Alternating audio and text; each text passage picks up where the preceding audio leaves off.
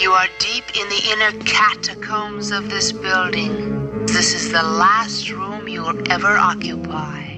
Julie Newmar and Adam West lit up television screens in the 1960s with their electric chemistry as Catwoman and Batman. But behind the masks, something far darker was brewing. Julie never worked with him again, and the reason why has been hidden for decades, until now. In 1966, the Batman television series hit the airwaves and instantly became a cultural phenomenon. It was campy, colorful, and irresistibly addictive. At the center of its success were two stars who seemed to embody their characters so completely that fans could not separate the fiction from reality.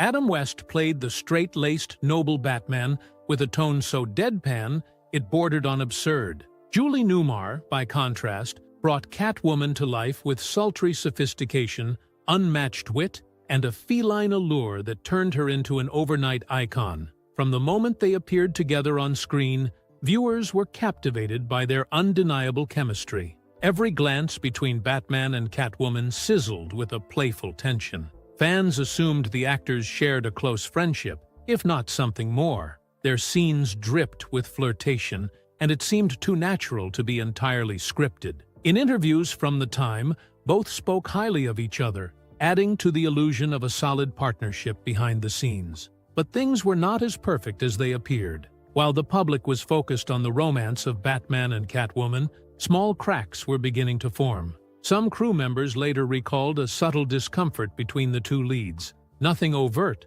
but just enough to be noticeable to those paying close attention. Julie, always professional, kept it under wraps, never missing a beat during filming.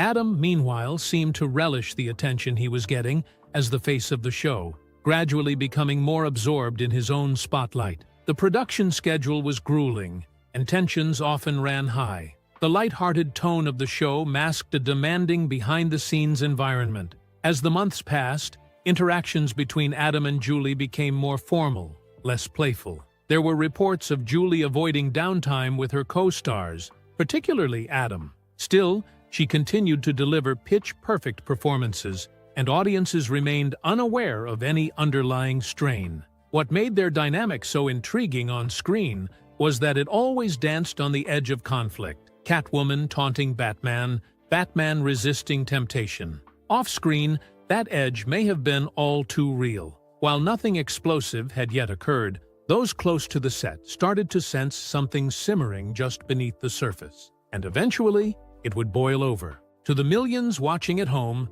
Adam West was the perfect Batman. Stoic, noble, and just the right amount of absurd. But off-camera, the man behind the cowl was far more complicated. By the second season, his fame had ballooned, and so had his ego. Former crew members described Adam as a man who knew he was the star and made sure everyone else did too. His sense of humor, often dry and sarcastic, could rub people the wrong way, especially if they were not in on the joke. Adam reportedly had a tendency to remain in character even when the cameras stopped rolling. Some found it amusing, others exhausting.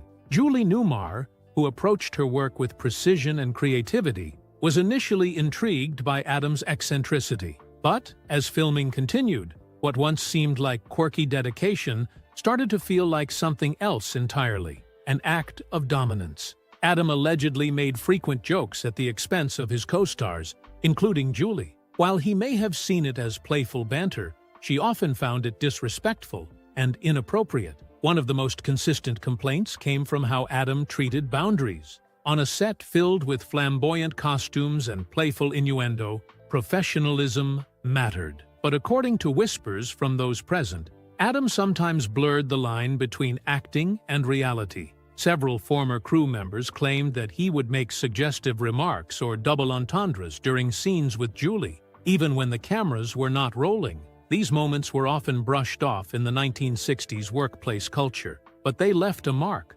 Julie, who had long been a symbol of grace and control, began to show signs of discomfort around her co-star. While she never publicly complained at the time, some insiders recalled that she started avoiding time alone with Adam.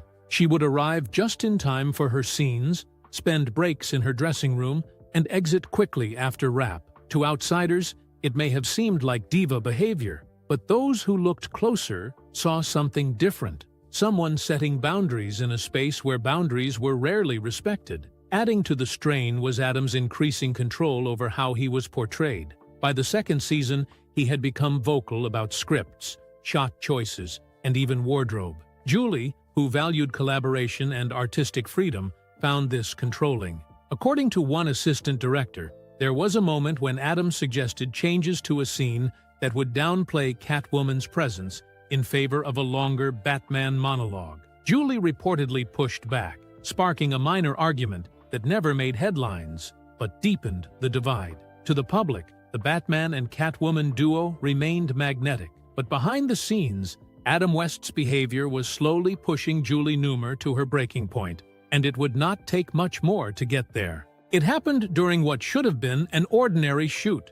Another day filming a classic Batman vs. Catwoman showdown in Season 2. But this time, the tension did not end with the scene. According to crew members, a private exchange between Adam West and Julie Newmar changed everything. Something was said off-camera, and it shifted the entire atmosphere of the set. Julie had just delivered one of Catwoman's signature lines. As she stepped away, Adam allegedly made a remark meant to be funny. But, according to those nearby, it was crude and filled with innuendo. The exact words have never been confirmed, but it clearly crossed a line. Julie did not laugh. She reportedly froze, then warned him that if he ever spoke to her like that again, she would walk. Adam said nothing. The set fell silent. What followed was a delay in filming, with reports claiming Julie refused to return until producers addressed the incident. The resulting meeting happened behind closed doors, and whatever was said remained a mystery. But when shooting resumed, the shift was obvious. Their chemistry on screen had changed. Scenes filmed afterward showed a noticeable difference. The spark between Batman and Catwoman seemed dimmed. Julie's posture became more guarded, her glances less playful. She still gave polished performances, but the ease was gone. Behind the scenes, she kept to herself, avoided Adam, and spoke only when necessary. Even longtime crew members whispered that something serious had happened. After that episode, Julie refused to join Adam on the show's promotional tour, her first time skipping such appearances. When asked, she gave vague excuses about exhaustion. But those on set knew better. Her presence began to fade, her interviews less frequent, and her energy more withdrawn. She still honored her contract, but the joy had left her work. Years later, a lighting technician described that week as the day Gotham went cold. The vibrant atmosphere Julie once brought to the set had vanished. She showed up, did her job, and left without lingering. Fans never saw the change, but the cast and crew understood. Julie Newmar was counting down the days until she could leave the role behind, and once she did, she made sure it was for good. By Season 3 of Batman, Julie Newmar was gone. The actress who had defined Catwoman with grace and danger vanished from the show, with the official reason being a scheduling conflict. She had taken a role in McKenna's Gold, and her availability did not line up with the show's shooting schedule. Fans accepted the explanation, but behind the scenes, there was more to the story. People on set knew Julie had moved schedules for projects before. This time, she chose not to. A former executive revealed that she would not return unless certain individuals were removed from the production. She never named Adam West, but no one doubted who she meant. The studio, unwilling to risk the lead actor or the already struggling show, chose to quietly recast her. Eartha Kitt stepped in and made the role her own. She was powerful and commanding, but the chemistry changed. The flirtation and tension between Batman and Catwoman dulled. What fans did not realize was that Julie's exit had little to do with creative shifts and everything to do with unresolved off-screen conflict. After leaving the series, Julie began avoiding anything tied to Batman. She skipped cast reunions, conventions,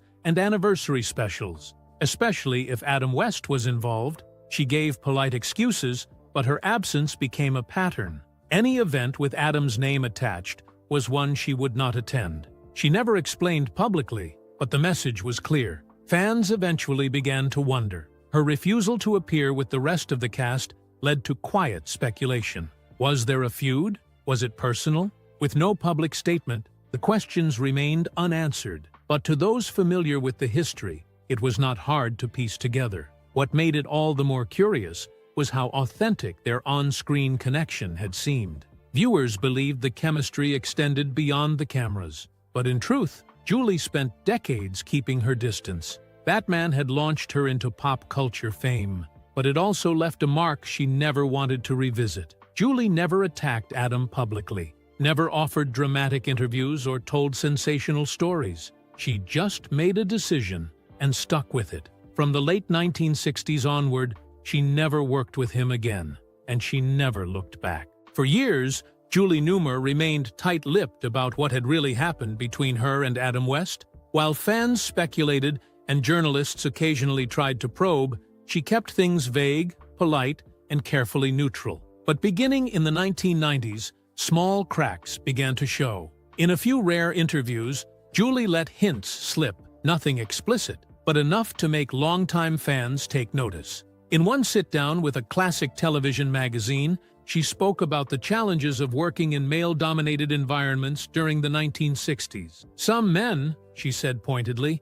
confused being in charge with being charming, and that confusion made it very hard for women to be taken seriously. She never mentioned Adam by name, but the timing and tone raised eyebrows. When asked directly if she stayed in touch with any of her former Batman co-stars, her answer was short. "No, I do not." Other interviews followed a similar pattern. Julie would praise the character of Catwoman and speak fondly of the fans, but any discussion of Adam West was noticeably avoided, or brushed off with a rehearsed smile. Meanwhile, Adam West's own autobiography added fuel to the mystery. In it, he described Julie as enigmatic and unpredictable, noting that working with her could be a lesson in walking on eggshells. The irony, of course, was that many insiders claimed she felt the exact same way about him. In one particularly revealing moment, during a 2004 fan convention panel, one of the few she agreed to attend,